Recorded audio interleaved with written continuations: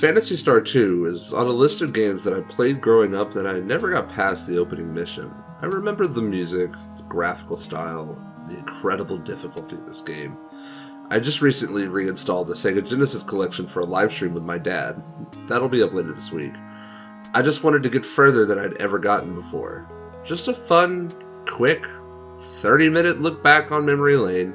But what I would soon realize is that what I thought would be quick, easy, and fun turned into a nightmare. I'm the Dude, and welcome to the Backlog, a series where I play games in my overwhelmingly large library of games, and tell whether if it's a game I'll continue playing now or in the future.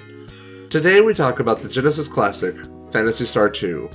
Our game time was 3 hours and 8 minutes. This game is so effing hard. 3 hours I spent just to get through the first story beat. A simple mission. All I have to do is go and retrieve a recorder from a biometric lab that had been taken over by some monsters. The story of this game is slightly confusing. Motavia, the second planet in the Algol star system, had been at peace for 1,000 years. But in that peace grew complacency. A megacomputer known as Mother Brain has helped the planet... Wait. Nintendo's gonna sue somebody. Mother Brain? Alright. Mother Brain helped the planet prosper in its time of peace. In that time, however, biomonsters have grown to become more of a threat. Our main character, Rolf... Rolf was the son of a shepherd. Now Rolf is the posterior of a duck! Rolf shares a reoccurring nightmare when the game opens. A girl and a demon are fighting in front of him. He can't seem to move or help in any way. And just as the demon is about to take the girl's life, he wakes up. From there, he goes to get his mission mentioned earlier, but before he leaves, Nay, his... sister? Friend?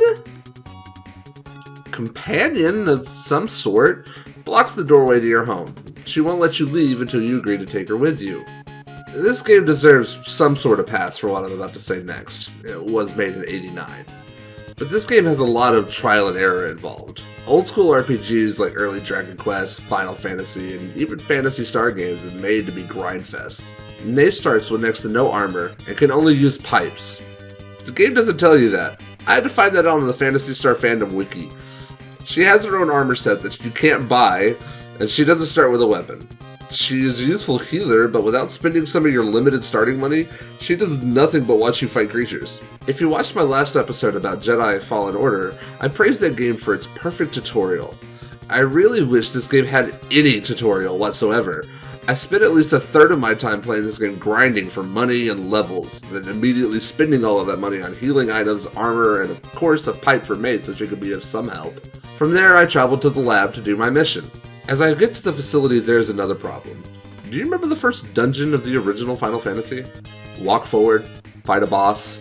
This first dungeon of Phantasy Star 2 makes even the hardest dungeon look like a cakewalk. Why is it so confusing? It wouldn't be so bad if the screen scrolled from the center of the screen. I know that seems like a tiny gripe, but when the dungeon is this winding, it's hard to tell if it's a dead end until you're right at the frickin' wall. Every wrong turn is excruciating due to the threat of losing more resources to battles for monsters. But I'm over my limit, so I'm gonna call it here. Long story short, I took another look at the wiki, I found out where the recorder is, and I found it and returned to Motavia and saved the game at the save system and turned it off for the time being.